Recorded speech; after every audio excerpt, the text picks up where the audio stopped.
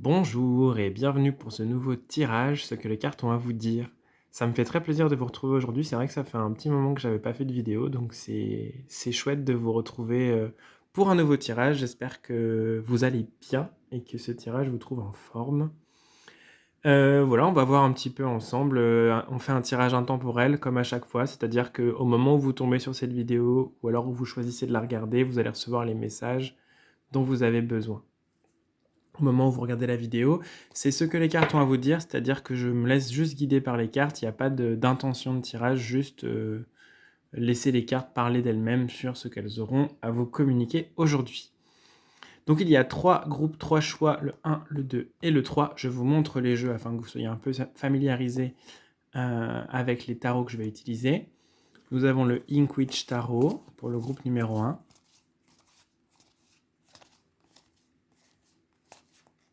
Voilà, dans cet univers. Tchac. Pour le groupe numéro 2, c'est le Taisho Roman Tarot, plus dans un univers japonais.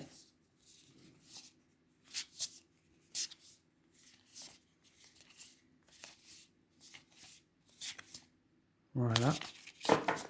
Et en dernier lieu, troisième groupe, il s'agit du Triumphi de la Luna, qui est encore un autre univers, qui est un jeu de Patrick Valenza, qui a fait entre autres le Deviant Moon, et son univers toujours un petit peu absurde, diabolique, drôle et en même temps puissant. Voilà. Donc, si vous avez besoin d'aide pour faire un choix au niveau des groupes, je vais vous rajouter une petite carte du petit oracle du tarot pour le coup. Et je vais vous lire, il y aura un petit message aussi.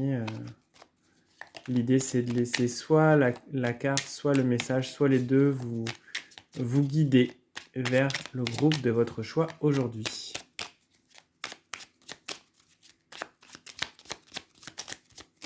Alors, groupe numéro 1. Groupe numéro 2. Et groupe numéro 3. Tchac. Donc, on va regarder ensemble. Pour le groupe numéro 1, il s'agit du 2 de coupe.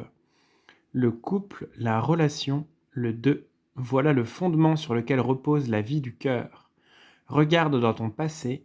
Les relations étaient-elles harmonieuses? La confiance était-elle possible?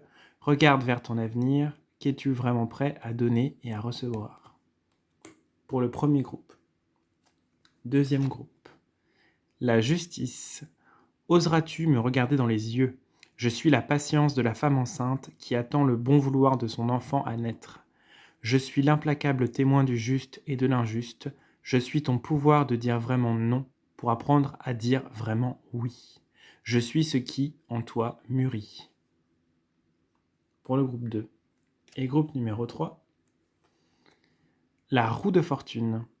Oui, parfois il faut que cela s'arrête. Le destin reprend son souffle avant de te proposer de nouvelles aventures. Ne pleurniche pas, ne gigote pas, ne t'accroche pas, ne maudis pas l'inconnu qui vient vers toi. Tout ira bien, car tout ira de l'avant.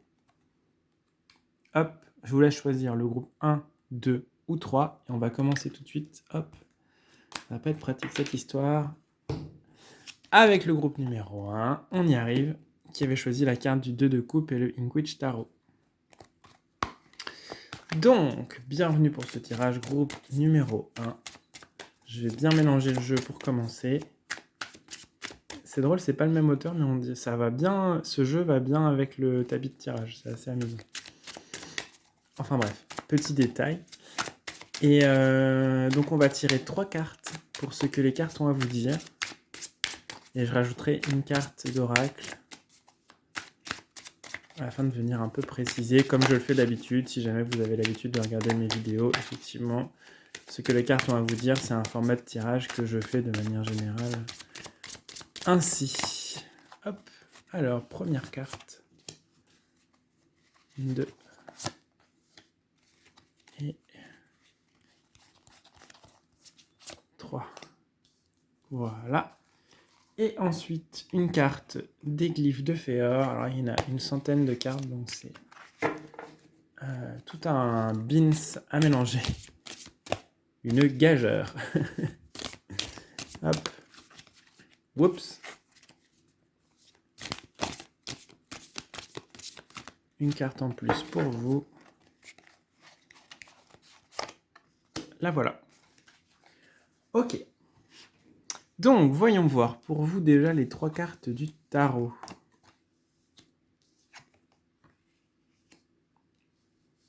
Ok.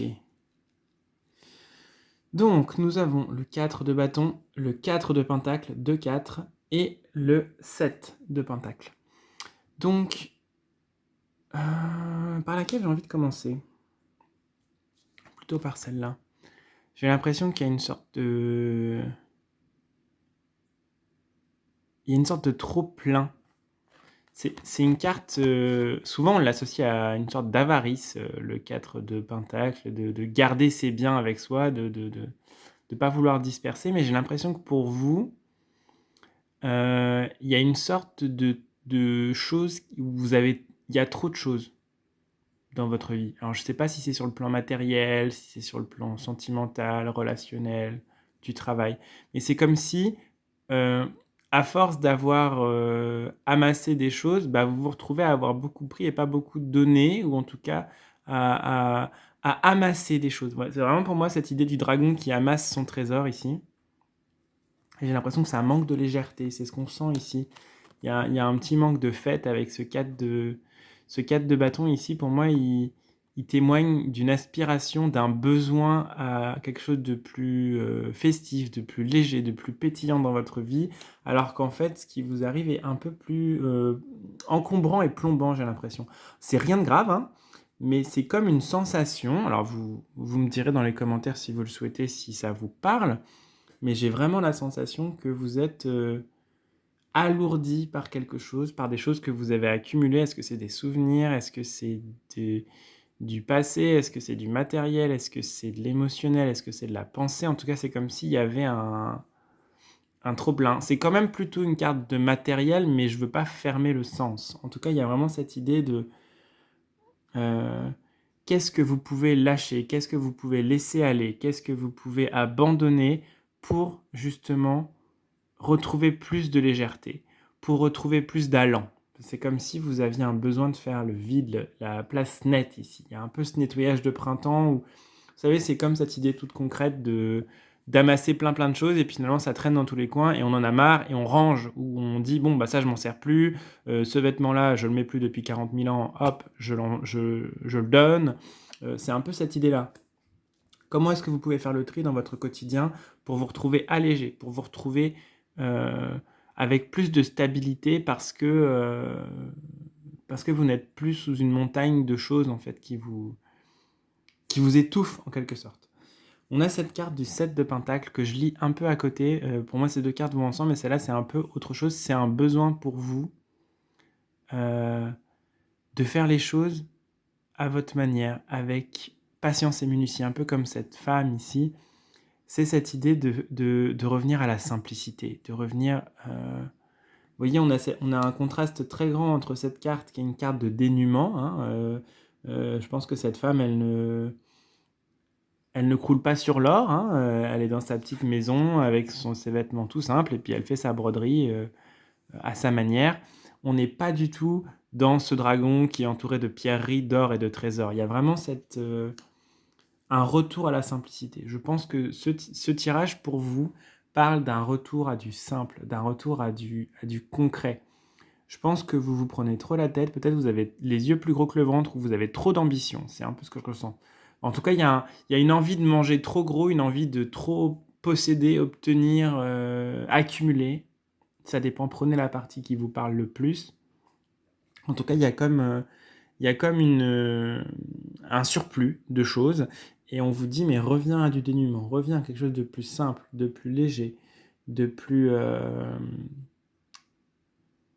qualitatif, parce que prendre le temps de faire son ouvrage, prendre le temps de choisir ça peut parler aussi d'achat compulsif. Je ne sais pas si ça vous parle, mais il y a des personnes peut-être dans ce tirage qui ont tendance à faire des achats compulsifs. Pour moi, cette carte, elle parle un peu de ça. Achat compulsif parce que ça vous fait plaisir sur le moment, mais à côté de ça, on vous dit, bon, est-ce que tu as besoin d'autant de choses? Est-ce que tu peux pas réfléchir? Bon, Ça me fait très envie, ça aussi, ça aussi, ça aussi. Bon, je réfléchis, peut-être que je m'autorise à acheter une petite folie ce mois-ci, ce sera celui-là, et non pas 40 objets, quoi. Donc ça peut aussi parler de cet aspect-là, de prendre le temps de réfléchir avant d'agir, avant d'acheter, avant de vous lancer dans un projet pour acquérir quelque chose, pour posséder quelque chose. Voilà, c'est un peu ce que je ressens avec ces 3 cartes pour vous. Il y a un besoin de respirer, il y a un besoin de simplicité, il y a un besoin presque ascétique. Ça fait un peu penser à l'énergie de l'ermite, ces 3 cartes ensemble. Il y a un besoin de retourner à du simple, à de l'épure. Il y a un besoin d'épurer un peu votre vie en ce moment. C'est ce que je ressens. La carte qui nous est donnée, c'est la silhouette céleste besogne sur le fil ténu reliant les secondes.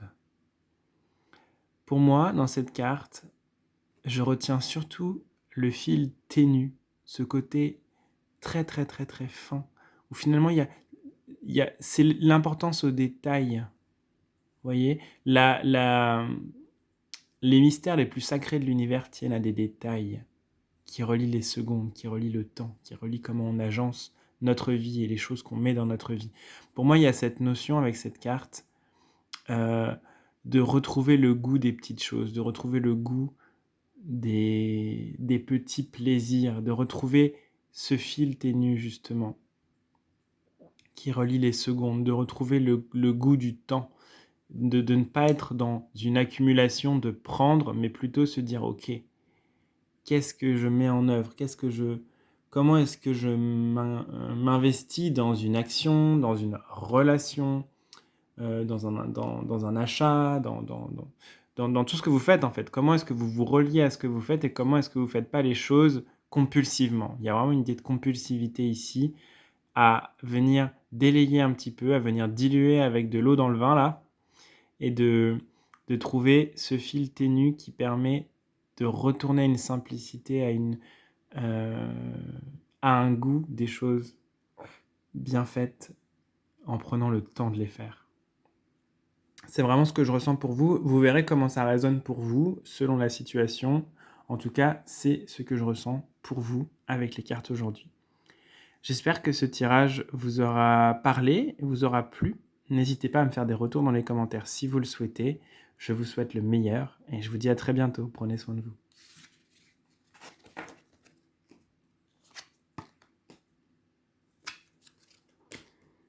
Nous allons passer au groupe numéro 2 qui avait choisi la carte de la justice et le Taisho Roman Tarot. Groupe numéro 2, bienvenue. Comme je l'expliquais au groupe numéro 1, je vais tirer 3 cartes du tarot, voir ce qu'elles ont à vous dire, puis on vérifiera avec une carte d'oracle afin de venir un petit peu compléter le message, l'enrichir ou voir un autre aspect de ce message aujourd'hui. Bien évidemment, je crois que je ne l'ai pas dit en début de vidéo, ne prenez que ce qui vous parle. Hein. Je n'ai pas la vérité absolue.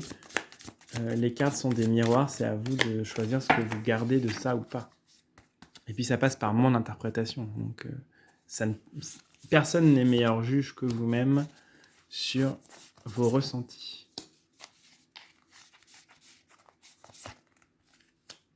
Voilà. On termine avec une carte des glyphes de Féor. Un magnifique oracle que j'aimerais bien vous présenter bientôt sur la chaîne. Hop. On verra. Comme je le disais au groupe précédent, il y a des milliards de cartes, donc et elles sont très longues. C'est pas hyper évident à mélanger. Hop. Voyons pour vous. Hop. Cette carte. Et voilà.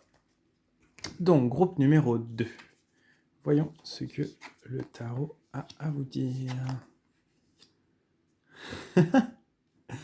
C'est super drôle. Ça me parle d'équilibre dans votre relation aux autres. C'est drôle, hein, on a la carte du 2 de coupe et la carte des amoureux. Et en même temps, on a cette idée... pardon, hein, mais on a cette carte de la justice, là. Qui, pour moi, c'est l'équilibre. Et là, on a le masculin et le féminin, tchac, tchac, tchac, tchac, qui sont là dans 2 cartes qui sont présentes. C'est assez amusant. Bon. En premier lieu, on a cette carte de l'impératrice, qui est ici le 2 de coupe. Et la carte des amoureux.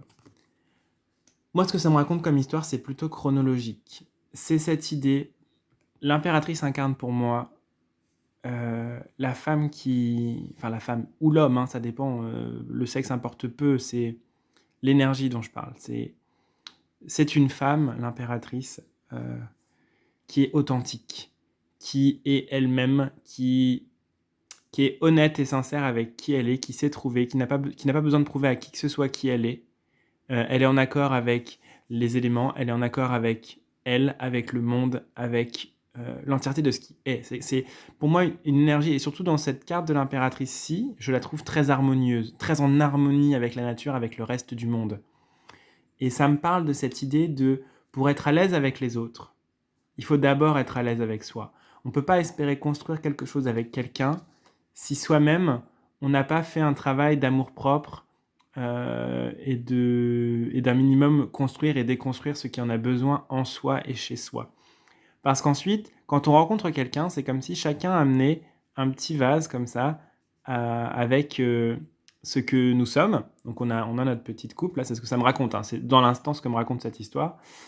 Chacun arrive avec sa petite coupe, avec qui il ou elle est, et puis on les mélange dans une coupe centrale. Alors imaginons que ce soit le lion, là, hop, ou qu'il y ait une coupe au milieu, hop, on mélange, et puis on boit ensemble à cette coupe, et en fait c'est ce mélange-là. Quand on est en interaction, on a un mélange un peu des deux personnes, des deux énergies. À chaque fois qu'on est en interaction avec une personne, nos énergies et l'énergie de la personne entrent en interaction, entrent en vibration. Et donc, il est nécessaire que nous, on ne soit pas avide de ça, de cette relation-là, qu'on n'attende pas de l'autre qui remplisse tout l'amour dont on a besoin, toute l'attention, tout le support, tout le soutien, enfin, l'intégralité. Ça ne veut pas dire que l'autre ne peut pas nous appuyer, nous aider, nous aimer, nous supporter, mais il ne faut pas attendre ça que de l'autre, il faut aussi le chercher en soi.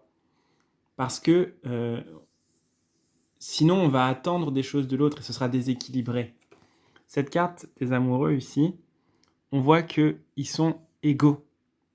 Contrairement à là où ils portent deux habits très différents, où ils sont très différents, chacun arrive avec son individualité dans cette carte du 2 de coupe. Et ici, dans la carte des amoureux, ils ont un habit qui est similaire. Donc, moi, ça me raconte le fait que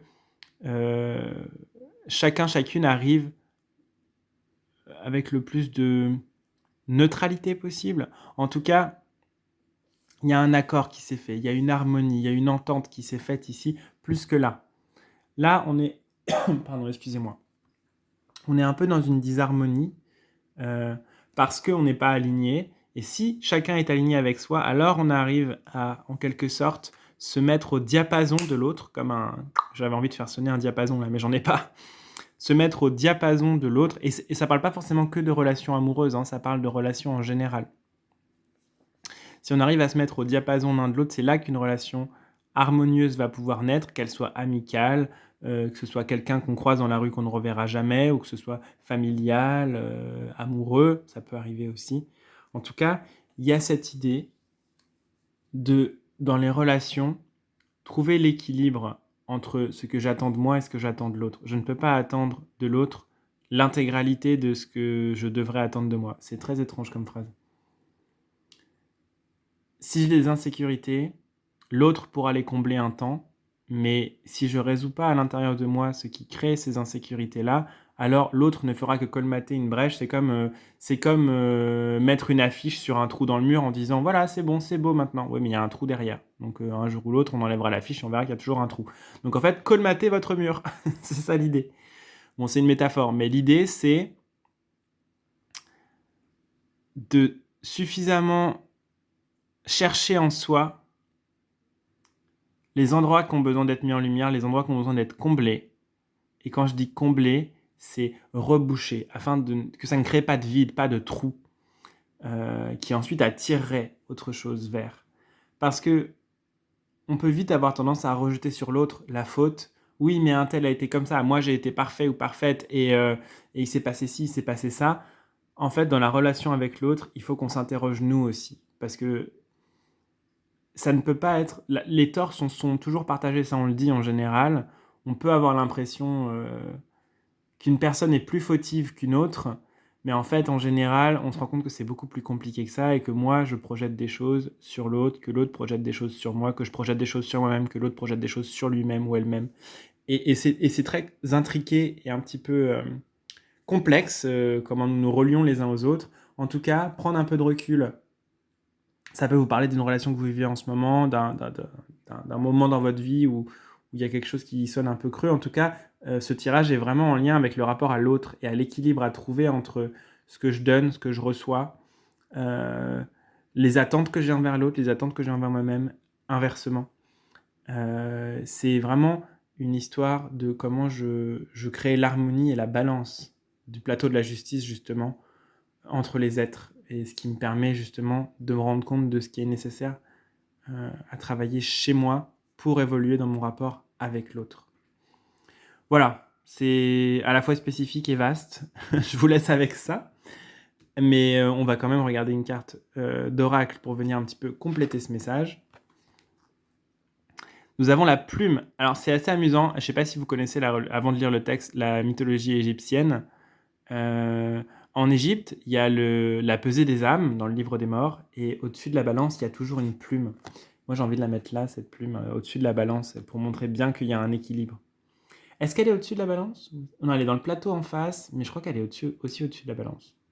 Bon, en tout cas, dans chaque pesée des âmes, il y a une plume, ça c'est sûr. Donc ça me ramène à la balance et à cette idée de la justice. Seule la plume exsangue peut extraire de soi tous les noms de l'absence. Je pense que ça parle encore une fois de ne pas rejeter sur l'autre des choses dont nous sommes aussi en partie responsables. Ne pas dire les problèmes viennent de l'autre et moi j'ai rien fait. Parce que ça c'est facile. C'est trop facile même.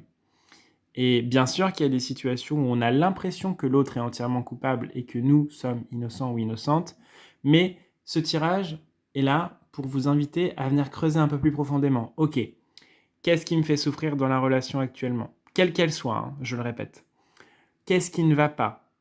Quelles sont les choses qui me manquent ? Quels sont les éléments qui sont dysfonctionnants ? De quoi est-ce que j'ai besoin ? Qu'est-ce qui me contrarie ? Pourquoi ?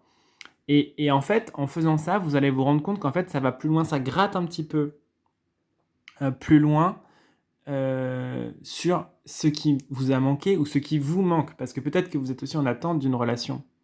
Peut-être que vous essayez de vous connecter à quelqu'un ou que vous attendez d'avoir quelqu'un dans votre vie et que vous vous rendez compte qu'en fait, vous n'arrivez pas à trouver cet accord d'harmonie où c'est toujours les mêmes personnes qui viennent, toujours les mêmes archétypes de personnes, par exemple, avec qui vous êtes en relation amoureuse, c'est toujours les mêmes types de personnes.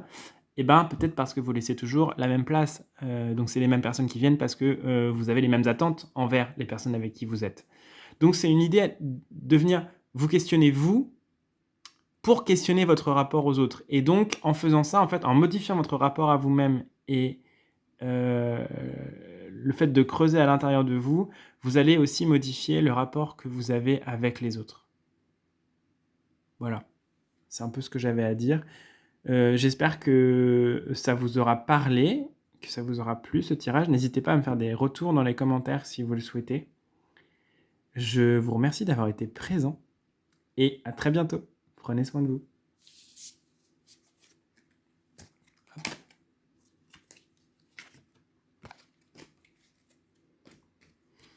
Nous allons passer au groupe 3 qui avait choisi la carte de la roue de fortune et le Triumphi de la Luna. Hop. Donc, groupe numéro 3. Que je vous explique à votre tour. Oui, ça se dit, que je vous explique à votre tour. Ça me paraît un peu lourd. Bon. Que je vous explique comment ça va se passer, si jamais vous n'avez jamais suivi de tirage.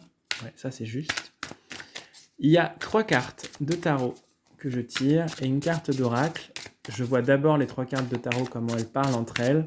Et ensuite, on vient compléter avec la carte d'oracle pour voir ce qu'il en est pour vous, un message à l'instant T qui, je le répète, n'est pas une science absolue, une parole divine qui est posée, irrémédiable. Ne prenez que ce qui est bon pour vous et ce qui vous fait du bien, évidemment.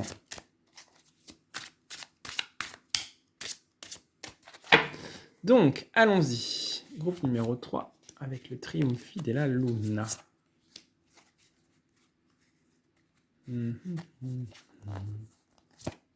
Ok. Et une dernière carte de l'oracle des glyphes de Féor. Sacré oracle. Je fais au mieux pour le mélange. C'est un peu délicat, surtout avec une caméra devant. Hop, encore une toute petite fois. Et on va prendre une carte pour vous. Tchac. C'est celle-ci. Donc, allons-y, groupe numéro 3. Ok. J'ai l'impression que chez vous, vous êtes dans une sorte de retraite vis-à-vis du monde. Vous vous mettez en retrait en ce moment. Peut-être parce que vous êtes trop sensible, peut-être parce que c'est trop douloureux, peut-être parce que vous avez besoin de calme et de tranquillité. En tout cas, j'ai l'impression que vous êtes en train de construire ou que vous avez construit des barrières devant chez vous. Quand je dis devant chez vous, pour moi, ça me parle de qui vous êtes. Vous avez mis un écran devant qui vous êtes, ce qui empêche un peu les autres de vous discerner. Hein. C'est comme si ça brouillait un petit peu qui vous êtes en ce moment. Peut-être que vous en avez envie, hein, d'ailleurs. Peut-être que vous n'avez pas envie de lier du lien social. Peut-être que vous n'avez pas envie de vous mettre en relation avec les autres. Vous êtes en retrait. Vous êtes en protection de vous-même, presque. Il y a vraiment cette idée de vous couper, de vous mettre à l'écart. C'est vraiment ce que je ressens. On a cette carte de l'étoile au milieu qui me fait vraiment penser à l'ermite, pour le coup. Pour moi, ça me parle un petit peu de, allié à cette carte, de vous retrancher à l'intérieur de vous-même afin de trouver des réponses, afin de vous connecter à plus haut. Peut-être que vous avez envie d'évoluer, peut-être que vous avez envie de grandir, de chercher des secrets, des solutions. En tout cas, il y a cette idée, pour moi, c'est vraiment, vous voyez, je lis ces cartes ensemble comme un paysage. Là, c'est votre maison, là, c'est l'intérieur de votre maison avec vous qui regardez les étoiles et qui vous intéressez à tout. Et en fait, vous avez tout bloqué parce que vous êtes dans vos recherches, parce que vous êtes dans votre évolution. Et donc, l'extérieur vous importe peu.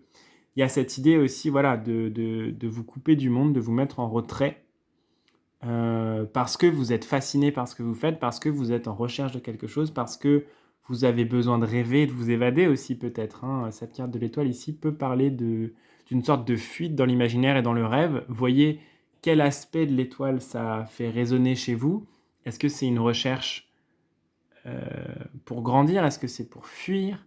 Est-ce que c'est pour obtenir quelque chose? En tout cas, il n'y a pas de mauvaise raison. Hein. C'est pas un jugement que j'émets là. C'est juste un constat de ce que je lis dans les cartes, de ce que je perçois dans les cartes en tout cas. Donc on a cette idée de vous qui vous êtes mis dans votre maison de sorcier ou d'astrologue là, ou de sorcière, et qui observe les étoiles et avait envie de vous projeter plus haut, plus loin, plus grand, plus grande. Et on a cette carte du 4 de denier ici, qui est un peu inquiétante, hein, parce qu'on a derrière ce personnage-là qui a pas l'air très amical, et ce personnage qui se frotte les mains en se disant « je vais avoir 4 pièces pour moi », et en fait, on ne sait pas trop ce qui va se passer derrière. Pour moi, cette carte, elle parle de ne pas vous enfermer dans vos pensées, dans votre univers, de ne pas trop vous couper du monde. Elle vous met en garde contre le fait de vous replier trop sur vous-même. C'est très chouette, vous en avez sûrement besoin, mais attention de sortir de chez vous des fois, d'aller vous mettre en contact avec les autres, d'aller en nature, d'aller de pas rester trop dans votre bulle parce que ça risque de vous faire stagner au lieu d'évoluer alors que vous avez envie d'évoluer. C'est assez amusant parce que... Est-ce que c'est le même œil? Oui. Vous voyez la lorgnette, là, c'est sur l'œil gauche du personnage et ici, il a l'œil gauche fermé. Moi, ça me parle de cette idée de... vous avez un œil qui est là et un œil qui est complètement ailleurs. Donc en fait, vous avez une partie de vous qui est là, et il y a une partie de vous qui est complètement barrée, complètement dans les étoiles, complètement dans un univers métaphysique. Ça peut parler d'une sorte de fuite dans le rêve, dans le jeu vidéo, dans la spiritualité, dans les séries, dans les mangas, dans les histoires. Ça peut. Mais ça peut aussi parler du fait d'être à la fois dedans, à la fois dehors, d'être un peu entre deux eaux. Et en fait, on vous dit, mais en fait, ne vous enfermez pas là-dedans. Laissez la possibilité d'ouvrir. Parce que si vous fermez la porte à tout le monde, vous fermez aussi la porte aux nouvelles opportunités, aux nouvelles choses qui peuvent arriver à vous. C'est important de rester ouvert et ouverte à des nouvelles choses qui pourraient vous arriver, des nouvelles rencontres qui pourraient se faire, des nouvelles envies, des nouvelles aspirations. Sinon, vous êtes dans une spirale qui boucle sur elle-même et qui repart et qui reboucle. Et en fait, ça respire plus beaucoup. Il y a un besoin d'aller repuiser ailleurs. Il y a un besoin d'aller rouvrir un tout petit peu. Peut-être écarter un tout petit peu. Enlever la petite barrière au milieu de temps en temps. Ouvrez la porte pour aérer, puis rentrer dans votre maison à nouveau. Il y a un besoin d'aller un petit peu prendre l'air, d'aller un petit peu ailleurs, de prendre un petit peu les grands espaces pour ramener de nouvelles choses dans vos réflexions, dans vos rêveries, dans votre recherche d'autres choses. Voilà, c'est un peu ce que je ressens avec ces trois cartes. On va rajouter la carte des glyphes de Féor qui vient préciser ce qu'on aura dit. L'obscurité que l'on croirait féroce veille sur la vraie demeure du hurlement des loups. Alors, que je comprenne un peu ce dont il s'agit.